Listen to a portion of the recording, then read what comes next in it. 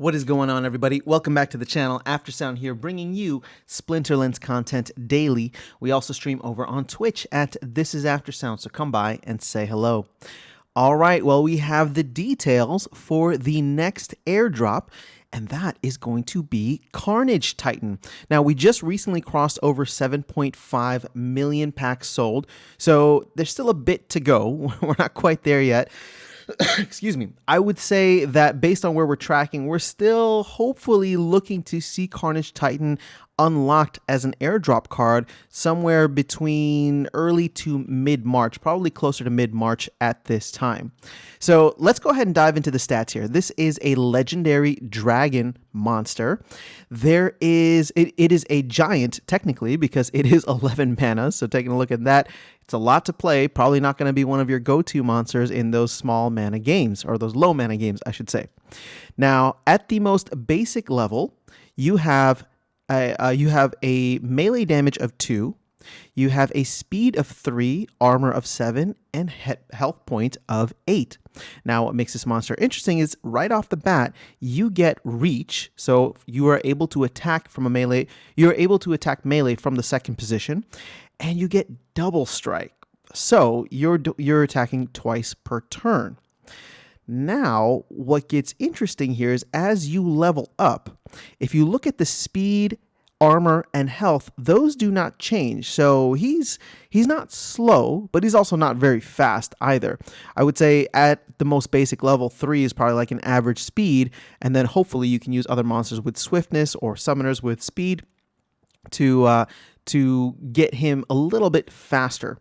So the only thing that really changes is his hit points. When he plays in silver, he now has an attack of 3, which means he's doing 6 damage per turn overall. As well as once he's in gold, he keeps that 3, but he has shield. So this is an interesting thing to me because of the fact that he is in the reach position. When I was first looking at it, I was just like, how much of, how many hits is he going to be taking if he's in the reach position? How many, how much is he going to be damaged in that? And the truth is, if there is blast, so such as a Jotun, he is someone that is great to put in the secondary position. 1, because he has all of that armor, but 2, once he has shield, which will be at gold level, right? Once he has shield, then that damage that he's taking from blast is reduced, and it could be reduced significantly, right? And then, of course, if you're playing at the maximum level, you're going to have all of those abilities plus 1 more melee attack, so he'll be doing a total of 8 damage per turn. I would say I am intrigued. I do very much plan on getting one, and I would love to have one up to level 6 at the very least, since I am playing in gold. And more importantly, because I do believe that shield is very important. Because at the secondary level, if he's going to take any kind of blast damage, you want that to be reduced. And so that, along with the fact that he's able to reach and then double strike per turn, because as we're starting to see, I mean, one of the things that's interesting to me is the amount of divine shield that's out there, that's in the rule sets as well. So having multiple attacks per turn is very, very handy. Now, he's an expensive guy. 11 mana is no joke. So he's a heck of a tank, and I like the fact that he doesn't need to be your primary tank.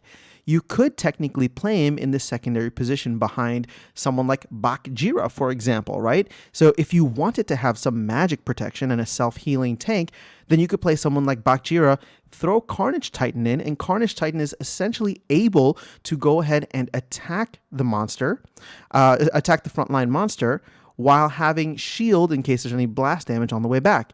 And then Bakjira has Void, so now all of a sudden you're semi-protected if there's any kind of... You're semi-protected from the different attacks that'll be coming against your front line. So that's just the first kind of combo that came to my mind, but I'm sure there'll be many others as we go along. Again, with the 11 mana, it's a little expensive, but here's the thing. It's kind of in line with a lot of the other dragons, right? Unless you're playing one of those low mana dragon games, some of the better dragons are ones that actually cost a decent amount. So you could put together a very solid team, especially in those 50 mana or 99 mana games. How he synergizes with Quicks the Devious, Quicks is more a debuff summoner, so that doesn't really, it doesn't really jive there. But someone like Daria Dragonscale, who has a +1, that's going to be pretty big because now all of a sudden he's able to do 5 damage or 4 damage, I guess, if you're playing in silver or gold. And that's 4 damage twice, right? So for a total of 8 damage. So, and that at 4 damage gets around the force field option too, or the force field defense, which is, if he's coming in with 5 damage.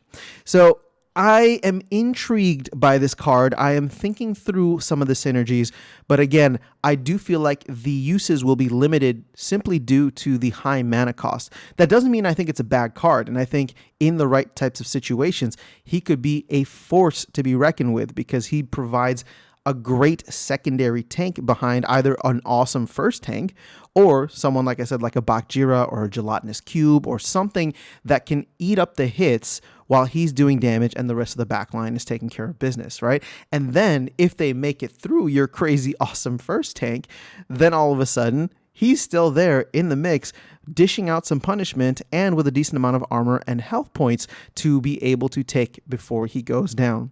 So really only susceptible to magic and I guess, not super fast, but I still like him a lot and I am excited to hopefully get a couple of them, and even if I don't get enough with the airdrop, then I'll probably have to scoop them up on the market. Now, I do want to close out talking about how many packs you will need to get for guaranteed copies. This one was a little bit more predictable now because, and at least from what Matt is saying in the town hall, we know that there will be. For him specifically, it's going to be 525 airdrop, 525 packs per airdrop guarantee. So for each 525 you are guaranteed to get one. If you have less though, you can still get some. And remember, every single pack that you buy has an individual dice rolled, right? And that dice has a chance of 1 out of 525. So technically you can end up with a lot more. But if you have 525 and all of your dice rolls go bad, you are at least guaranteed to get one. And as I was saying earlier, what Matt somewhat confirmed on the town hall is that from here on out, we should expect that incremental increase of 25 per airdrop at this point. So that big jump from Bakjira and Uriel to the others is, well, sorry, not Bakjira and Uriel. For the last one that jumped up to 500, that was just a one-time thing. One-time thing in the sense that they had done the math wrong on it, and that's why we were seeing so much of the previous airdrop very high, or a very high amount of the airdrop cards there. My goodness. All right, so let me go ahead. I'll close out this video. That is actually all I really have for Carnage Titan.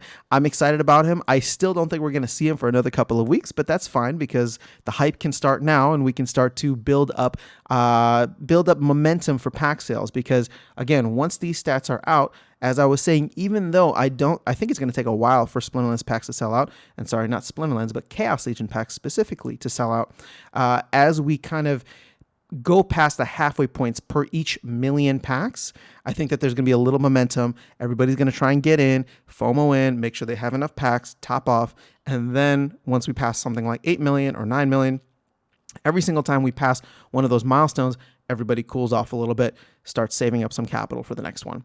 So we'll see. I'll do another update soon based on where we are tracking from the 7.5 million onwards and see if I can come up with a new timeline for when we can expect Carnage Titan. So keep an eye out for that video. I do want to give it some time though, just because I want to get a little bit more data now that A, we've passed 7.5 million, so we're halfway there, and B, we just got the stats for Carnage Titan.